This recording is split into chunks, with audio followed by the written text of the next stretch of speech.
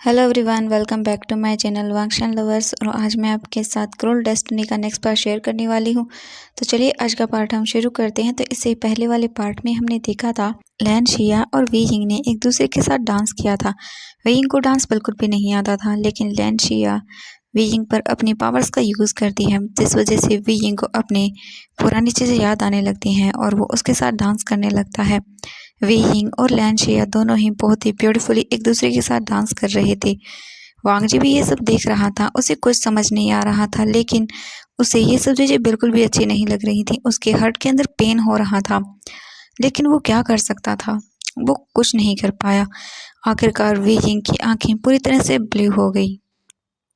वे Ying लैन शिया की ओर देखता है और बोलता है, तुम मुझे लेने आई हो। इससे पहले कि लैन शिया वे यिंग से कुछ और बोल पाती, वे यिंग फिर से अपनी नॉर्मल कंडीशन में आ जाता है और वो नीचे गिर जाता है। वांग जी जब देखता है कि वी यिंग नीचे गिरने वाला है, वे यिंग को वांग जी गिरने से पहले ही अपने आर्म्स में होल्ड कर लेता है और वो उसे वहां से लेकर अपने रूम जिंगशी आ जाता है। लैन ज़ेन के पीछे पीछे ही जियांग चैंग और जियांग यानली भी भागते हुए आ रहे थे। वांग जी जल्दी से वी यिंग को अपने रूम में लेकर आता है, अपने बेड पर लेटाता है और वो फिर जल्दी से मुड़कर देखता है तो वहाँ उसके ब्रदर भी खड़े हुए थे और वो भी बहुत घबराए हुए लग रहे थे। वांग जी जल्दी से उनकी ओर देखता है और बोलता है, गग गग प्लीज हीलर को बुलाइए जल्दी। वांग जी बहुत घबरा गया था। वी यिंग को ऐसे देखकर लैन सेजन अपने सिर को हाँ में हिलाते हैं और वो रूम से बाहर आते हैं और बोलते हैं एक सर्वेंट से कि वो जाकर जल्दी से हीलर को बुलाकर लेकर आए। वो सर्वेंट उन्हें बो करता है और हीलर को बुलाने के लिए वहां से चला जाता है। वांग जी वहीं बीइंग के बेड के पास बैठा हुआ था, उसके हाथ को होल्ड किए हुए, और वहीं दूसरी तरफ जियांग यानली भी बैठी हुई थी। जियांग चिंग भी बहुत घबरा गया था। बीइंग को ऐसे देखकर किसी को कुछ समझ नहीं आया कि वहां पर क्या हुआ। तभी वहां पर लैन शिया भी आती है। मैन मैन के साथ लैन शिया विंग के पास जाती है, लेकिन उससे पहले कि लैन शिया वी यिंग के थोड़ा और क्लोज जाती, वांग जी लैन शिया की ओर देखता है और बोलता है, शिया तुम अपने रूम में जाओ, ठीक है। वांग जी पहली बार इतने कोल्ड फेस के साथ उसकी ओर बोल रहा था। लैन शिया को भी ये बिल्कुल भी अच्छा नहीं लगा कि उसका ब्रदर उससे इस तरह से बात कर रहा है। लेंशिया को बहुत हर्ट होता है और वही म्यान म्यान को भी वांगजी पर गुस्सा आता है कि वो ऐसा कैसे बोल सकता है उसे, और वो भी इतने रूड बिहेवियर के साथ। लेंशिया वांगजी की ओर देखती है, अपना सिर हाँ में हिलाती है और वो रूम से बाहर आ जाती है। जैसे ही लेंशिया और म्यान म्यान दोनों रूम से बाहर आती है, म्यान म्यान लेंशिया की ओर देखती है और बोलती है, राजकुमारी आपने उनसे कुछ कहा क्यों नहीं? वो आपसे इस तरह से बात कैसे कर सकते हैं?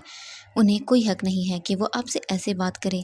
लैनचिया म्यान म्यान की ओर देखती है और बोलती है, म्यान म्यान चुप हो जाओ, ये तुम क्या बोल रही हो? भले ही उन्होंने मुझसे कैसे भी बोला हो, लेकिन वो सही थे और वो मेरे बड़े भाई भी हैं। उनका हक बनता है कि वो मुझे जैसे चाहे वैसे डांट सकते हैं। इसमें मैं कुछ नहीं कर सकती हूँ। और वैसे भी ये मेरी ही गलती थी कि मैंने वीइंग पर अपनी पावर्स का यूज़ किया। क्या होता अगर वो नीचे गिर जाता? अगर ब्रदर ने उसे नहीं पकड़ा होता तो वे यिंग नीचे गिर जाता और उसे और भी ज़्यादा चोट लग जाती। वो तो सही वक्त पर ब्रदर ने उसे पकड़ लिया, वरना मैं अपने आप को कभी माफ़ नहीं कर पाती। उन्हें अगर चोट लग जाती ज़्यादा तो मैं क्या करती? तुम्हें इस बात का यकीन भी नहीं है। मुझे बहुत बुरा लग रहा है कि मेरी वजह से आज वे यिंग को इस हालत में आना पड़ा। मुझे माफ़ कर देना वे यिंग। मैं भूल गई थी कि तुम वो बीइंग नहीं हो। तुम्हें तो अपने पावर्स के बारे में भी कुछ नहीं पता है। मुझे माफ़ कर देना बीइंग, सब मेरी गलती है, प्लीज़। म्यान म्यान लैनशिया की ओर देखती है और बोलती है, मुझे माफ़ कर दीजिएगा राजकुमारी। मैं भूल गई थी कि भले ही आपने पुनर्जन्म लिया हो, वो आपके भाई हैं। मुझे माफ़ कर देना, मैं गलत थी। अब चिंता मत कीजिए राजकुमारी। राजकुमार जल्दी ही ठीक हो जाएंगे। अभी आपको रूम में चलना चाहिए, वरना अगर किसी ने हमें यहाँ देखा तो उन्हें शक हो जाएगा। इसके बाद लैनचिया और म्यान म्यान दोनों ही वहाँ से चले जाते हैं। अब हमें रूम का सीन दिखाया जाता है। वे यिंग बेड पर लेटा हुआ था। बेड की एक तरफ वांग जी ने विंग का एक हाथ पकड़ा हुआ था और वो विंग को स्पिरिचुअल एनर्जी दे रहा था, और वहीं दूसरी तरफ बेड के जियांग यानली बैठी हुई थी और वो भी विंग के हाथ को सहला रही थी, और वो बार बार विंग को अच्छे से चेक कर रही थी कि कहीं उसके ब्रदर को और ज़्यादा प्रॉब्लम तो नहीं हो रही। सभी लोग रूम के अंदर खड़े हुए थे और विंग को लेकर बहुत ही ज़्यादा डर रहे थे। जियांग चैंग तो विंग के लिए रोने भी लगा था, उसकी आंखों में आंसू आ रहे थे। वो अपने आप को बहुत ही मुश्किल से संभाल रहा था। तभी लैन सेजन जेंग जेंग के पास जाते हैं और बोलते हैं, आप चिंता मत कीजिए, वो जल्दी ही ठीक हो जाएंगे, वो बहुत स्ट्रांग हैं, प्लीज़ आप ऐसे रोइए मत।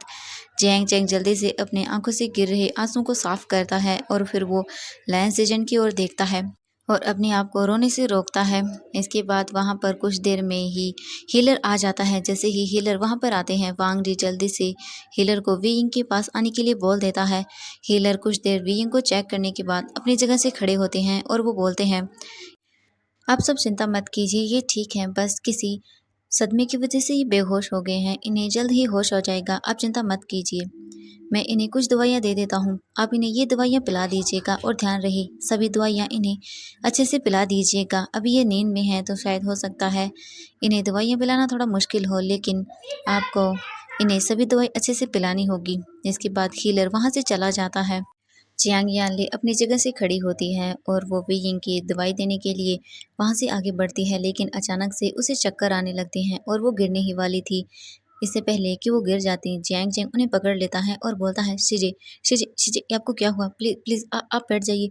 आप एक काम कीजिए, आप अपने रूम में जाइए, वी यिंग का ख्याल मैं रख लूँगा, प्लीज़ शीजे आप जाइए। लेकिन जियांग यानली ज़िद करती है कि वो नहीं जाएगी।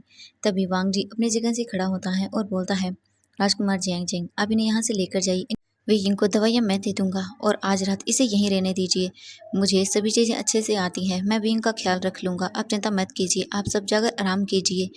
आपने आराम भी नहीं किया है और आपको कल वापस अपने कबीला भी लौटना है, तो यही सही होगा कि आप सब आराम से जाइए और अपने रूम के अंदर सो जाइए, बहुत रात हो चुकी है। लैन सेजन भी वांग जी की ओर देखते हैं और फिर वो उन दोनों की ओर देखते हुए बोलते हैं, वांग जी ने सही कहा राजकुमार जियांग, आप अपने रूम के अंदर चले जाइए और राजकुमारी को भी आराम की ज़रूरत है, कल वो बहुत ही लंबे सफ़र के लिए जाएंगी, इसीलिए उनका स्वस्थ रहना ज़्यादा ज़रूरी है, तो आप प्लीज़ इन्हें अपने रूम में ले जाइए, मैं और वांग जी के साथ यहाँ पर रुक जाऊँगा, आप चिंता मत कीजिए, हम राजकुमार वी का अच्छे से ख्याल रखेंगे, आप चिंता मत कीजिए, आप जाकर निश्चिंत होकर अपने रूम के अंदर सो जाइए, सुबह आपका भाई आपको बिल्कुल सही मिलेगा, विंग का ख्याल रखना हमारी जिम्मेदारी है। लैन सेशन जियांग चेंग की ओर देखकर ये बोलते हैं। जियांग चेंग भी अपने सिर को हाँ में हिलाता है और वो बोलता है, सिजे इन्होंने सही कहा, हमें वापस हमारे रूम में चलना चाहिए और आराम करना चाहिए सिजे, वरना हम कल हमारे कबीला लौटने में असमर्थ रहेंगे, क्योंकि हमें लौटने से पहले आराम करना होगा अच्छे से, वरना हम इतना बड़ा सफ़र तय नहीं कर पाएंगे। सिजे प्लीज़ चलिए यहाँ से। जियांग यानली फिर जियांग चेंग की बात मान जाती है। जियांग यानली वांग जी की ओर देखती है और बोलती है, राजकुमार लैन प्लीज़ मेरे भाई का ख्याल रखिएगा, मैं आपको मेरे भाई की जिम्मेदारी देकर जा रही हूँ, प्लीज़ उनका ख्याल रखिएगा। वांग जी जियांग यानली की ओर देखता है, उन्हें बो करता है और बोलता है, आपने मुझ पर भरोसा किया तो आप चिंता मत कीजिए, मैं विंग का अच्छे से ख्याल रखूँगा, प्लीज़ आप जाइए अब। जियांग यानली फिर जियांग चेंग की ओर देखती है। जियांग चेंग उन्हें वहाँ से ले जाता है। लैन सेचेन वांग जी की ओर देखता है और बोलता है, वांग जी तुम विंग का ख्याल अकेले रख पाओगे या मैं तुम्हारे साथ रुकूं?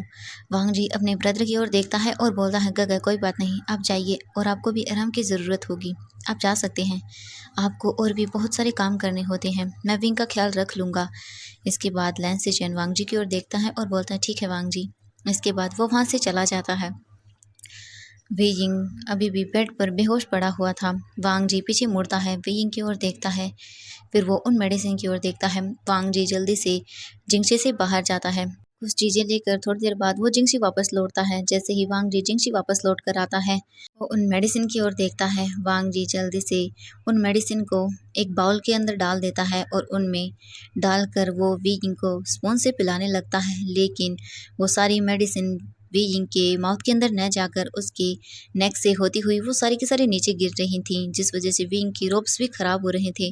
वांग जी काफ़ी ट्राई करता है कि वी यिंग को वो स्पून से उन सभी मेडिसिन को पिला पाए, लेकिन वी यिंग बिल्कुल भी उन मेडिसिन को नहीं पी रहा था और हीलर ने कहा था कि वी यिंग को ये सभी मेडिसिन देनी होगी। वांग जी कुछ देर तक ऐसे ही बैठा रहता है। उसे समझ नहीं आ रहा था कि वो कैसे वी यिंग को इन सभी मेडिसिन को पिलाए। कुछ देर सोचने के बाद वांग जी उस बाउल को लेता है जिसके अंदर मेडिसिन थी और उसमें से सारी मेडिसिन को अपने माउथ के अंदर डाल लेता है। इसके बाद वांग जी वी यिंग की फेस की ओर झुकता है और वो वी यिंग के माउथ को अपने हाथ से ओपन करता है। इसके बाद वो अपने लिप्स को वी यिंग के लिप्स पर रखता है और अपने माउथ से ही वी यिंग को सभी मेडिसिन को पिलाने लगता है। वांग जी वी यिंग को धीरे धीरे करके अपने माउथ के जरिए ही वी यिंग को वो मेडिसिन पिला देता है। इसके बाद वो जल्दी से विंग से दूर होता है। फिर वो दूसरी मेडिसिन का बाउल लेता है, उसमें भी वो मेडिसिन को अपने माउथ में डालता है और वो वी यिंग को फिर से अपने माउथ से ही सारी मेडिसिन को पिला देता है। ऐसा उसने 3 से 4 बार किया।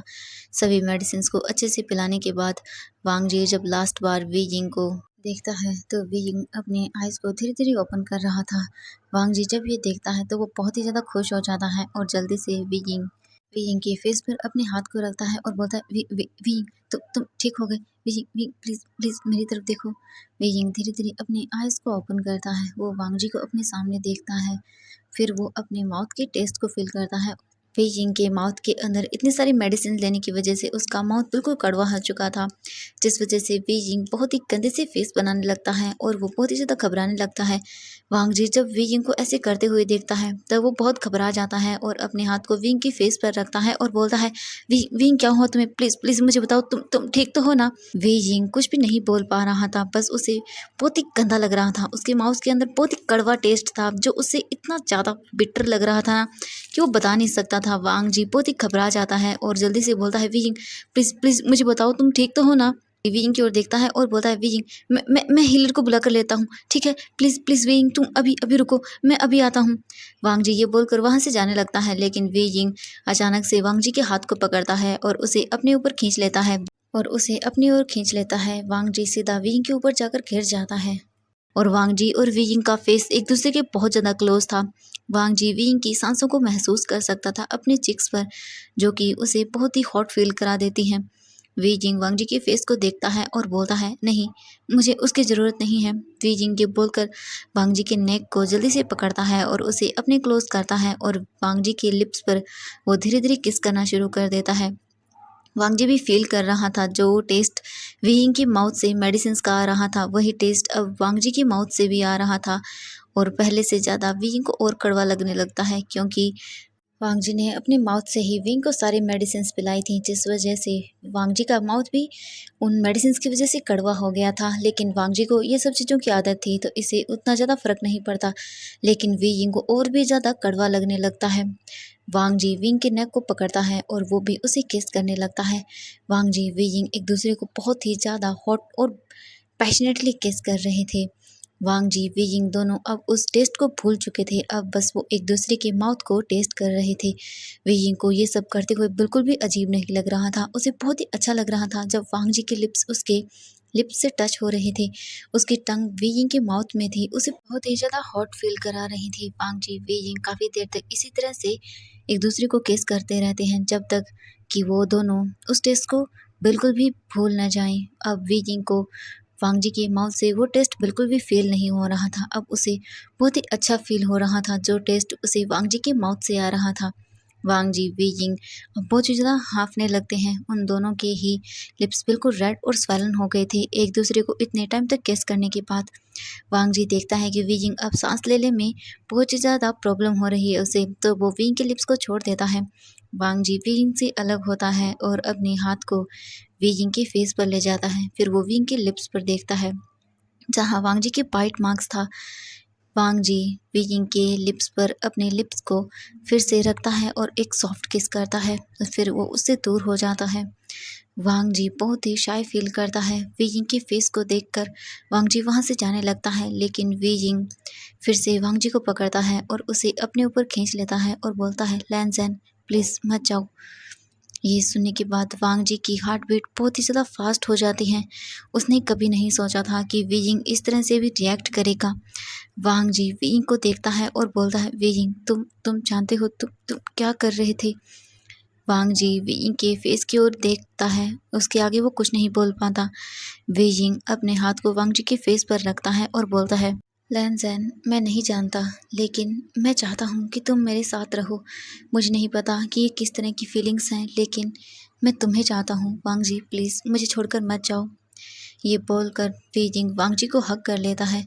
वांग जी इसके आगे कुछ भी नहीं बोल पाता और वो भी वी यिंग को टाइटली होल्ड कर लेता है। इसी तरह से एक दूसरे को हग करते हुए उन दोनों को कब नींद आ जाती है उन्हें पता भी नहीं चलता। अब हमें अगली मॉर्निंग का सीन दिखाया जाता है। वांग जी के डोर पर एक नॉक होता है। जैसे ही वांग जी के डोर पर नॉक होता है, वांग जी जल्दी से अपनी आइज़ को ओपन करता है। जैसे ही वांग जी अपनी आइज़ को ओपन करता है, वो जल्दी से बेड से खड़े होने की कोशिश करता है, लेकिन फिर वो अपने ऊपर एक हेवी वेट फील करता है। वो अपनी आइज़ को उसकी ओर करता है तो देखता है कि वी यिंग उसके चेस्ट पर कितने आराम से सो रहा था। वीइंग इस वक्त सोते हुए बहुत ही अमेजिंग लग रहा था। वांग जी अपनी आंखें ही वीइंग से बिल्कुल भी नहीं हटा पा रहा था। उसे वीइंग का फेस बहुत ब्यूटीफुल लग रहा था। वांग जी वीइंग के फेस में ही खो जाता है, लेकिन दोबारा से उसके डोर पर नॉक होता है। तब जाकर वांग जी अपने होश में आता है और वो वहाँ से जल्दी से वीइंग को खुद से दूर करता है। फिर वो जाकर अपने रोप्स को ठीक करता है और फिर वो जल्दी से अपने आप को देखता है। फिर वो जाकर डोर को ओपन करता है। डोर पर जियांग चेंग और जियांग यानली थे। वांग जी उन्हें देखता है और वो करता है। फिर जियांग यानली और जियांग चेंग जल्दी से रूम में आते हैं, तो वो वीइंग को अभी भी बेड पर सोया हुआ देखते हैं। वांग जी जब रूम के अंदर आता है तब जियांग चेंग वांग जी की ओर देखता है और बोलता है, क्या वीइंग ठीक है? वांग जी अपने सिर को हाँ में हिलाता है और बोलता है, वीइंग बिल्कुल ठीक है।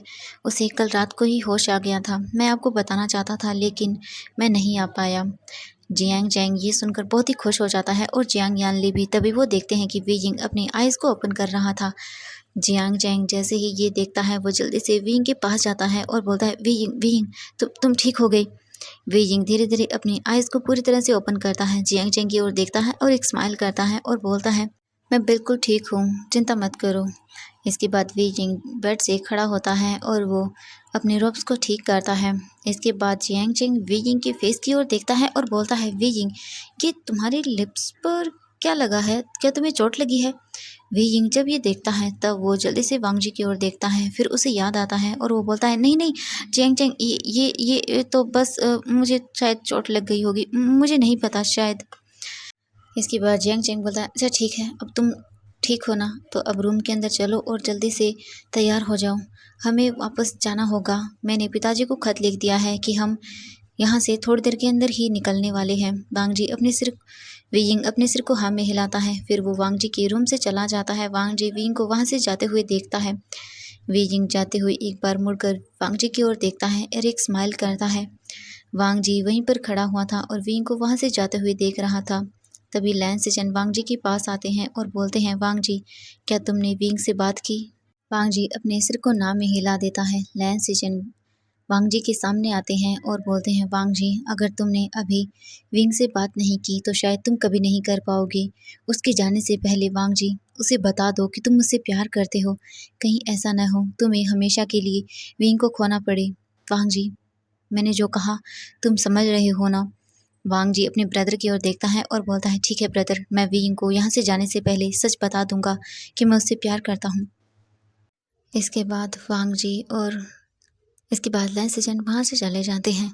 वांग जी अभी भी वहीं पर खड़ा हुआ था और वो जल्दी से अपने रूम जिंगशी में चला जाता है। जल्दी से रेडी होता है और वो वीइंग के रूम के लिए निकल जाता है। अब हमें लैन शिया को दिखाया जाता है जो अपने रूम के अंदर थी। तभी उसका डोर नॉक होता है। मियान मियान जल्दी से रूम के अंदर आती हैं और बोलती हैं, राजकुमारी आपको पता है राजकुमार वी ठीक हो गए हैं और वो जा रहे हैं। जैसे ही लैन शिया ये सुनती है तो वो जल्दी से बोलती है, नहीं म्यान म्यान मुझे उसे यहाँ से जाने से पहले सब बताना होगा और उसे सब याद भी दिलाना होगा। चलो म्यान म्यान जल्दी से हमें उसे यहाँ से जाने से रोकना होगा। इसी तरह लैन शिया और म्यान म्यान दोनों वी को सब याद दिलाने के लिए चली जाती हैं। फ्रेंड्स आज के लिए बस इतना ही। नेक्स्ट पार्ट के लिए वेट कीजिएगा। Thank you so much friends मेरी वीडियो देखने के लिए। तो देखना होगा आगे आखिरकार कौन सफल हो पाता है, एक जो अपने प्यार के बारे में बताना चाहता है और दूसरी वो जो उसे सब याद दिलाना चाहती है अपने पुराने पास्ट के बारे में। तो देखना होगा कि आगे क्या होने वाला है। और फ्रेंड्स मैं आप लोगों से बोलना चाहती हूँ, मेरी आइज़ के अंदर इन्फेक्शन हो गया है। मैंने आज की वीडियो बहुत ही मुश्किल से बनाई है। मुझे नहीं पता कि मैं नेक्स्ट वीडियो कब अपलोड करूँगी। मेरी आइज़ में बहुत ज़्यादा पेन हो रहा है और बहुत ही ज़्यादा रेड हो चुकी हैं। बहुत ही मुश्किल से वीडियोस को रिकॉर्ड कर पाई हूँ मैं। I am really sorry. मुझे नहीं पता मैं नेक्स्ट वीडियो कब अपलोड करूँगी। वीडियो पहले से बनाई हुई थी, मैंने थोड़ा सा और रिकॉर्ड करके इसे अपलोड कर दिया है। आई होप कि आपको वीडियो अच्छी लगी होगी और प्लीज़ एवरीवन अपना ख्याल रखें। अगर ज़रूरत न हो तो प्लीज़ बाहर न जाएं और ऐसे व्यक्ति से तो बिल्कुल न मिलें जिन इन्फेक्शन हो गया है। आजकल आइज़ इन्फेक्शन बहुत ज़्यादा फैल रहा है। मैंने लापरवाही की थी तो मुझे हो गया। I am really sorry everyone. अब मुझे पता नहीं कितने दिन लगेंगे मेरी आइज़ का इन्फेक्शन ठीक होने के अंदर। Bye bye, take care everyone.